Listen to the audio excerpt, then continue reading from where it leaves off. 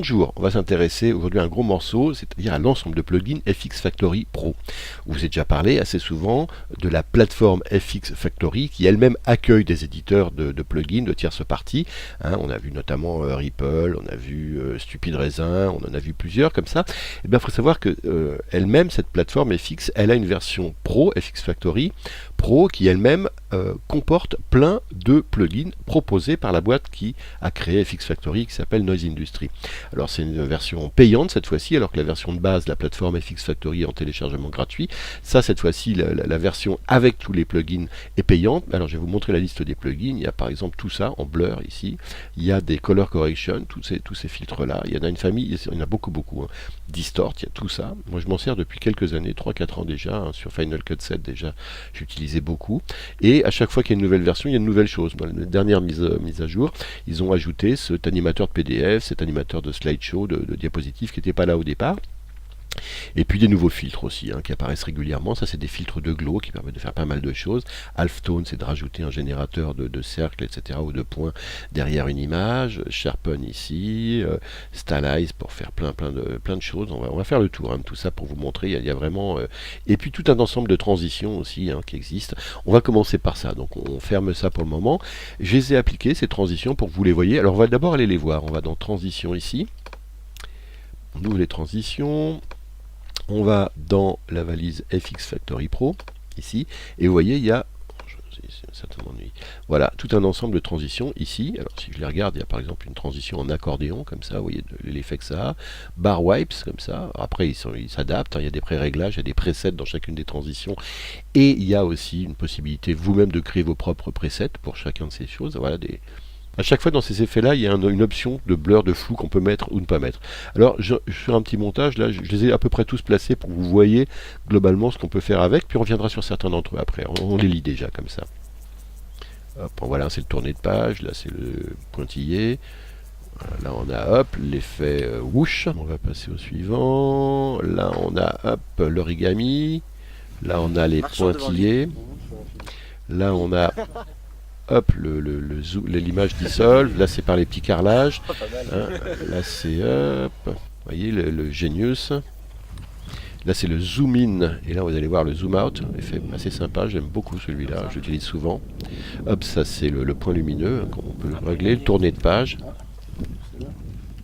Là c'est autre chose, ça fait pas partie de FX Factory Pro, donc on avance et on va sur, voilà, la visioconférence, le fondu dans l'image, donc c'est la bordure de l'image. Après on a d'autres choses, hop, vous voyez ici. Alors ça c'est un autre effet, mais voilà, par contre regardez la transition, voilà la transition là c'est les carrés, désintègre carré, là c'est un effet téléphone, là c'est l'effet vieille télé, là on est sur l'effet photocopie, là c'est le cube, qu'on peut régler de quel côté on tourne, là c'est les points, là c'est un effet puzzle on va dire. Vous voyez la variété des transitions qu'on peut utiliser en sachant que chacune d'entre elles est paramétrable. Regardez encore ça, encore différent. Voilà cette transition là que j'aime beaucoup aussi. Ça c'est celle avec le texte. Hop, ça c'est l'effet visioconférence. Ça c'est l'effet de whoosh ou de zoom, je ne sais plus lequel, un des deux. On va regarder, on s'arrête. Celui-là c'est le whoosh, oui, d'accord.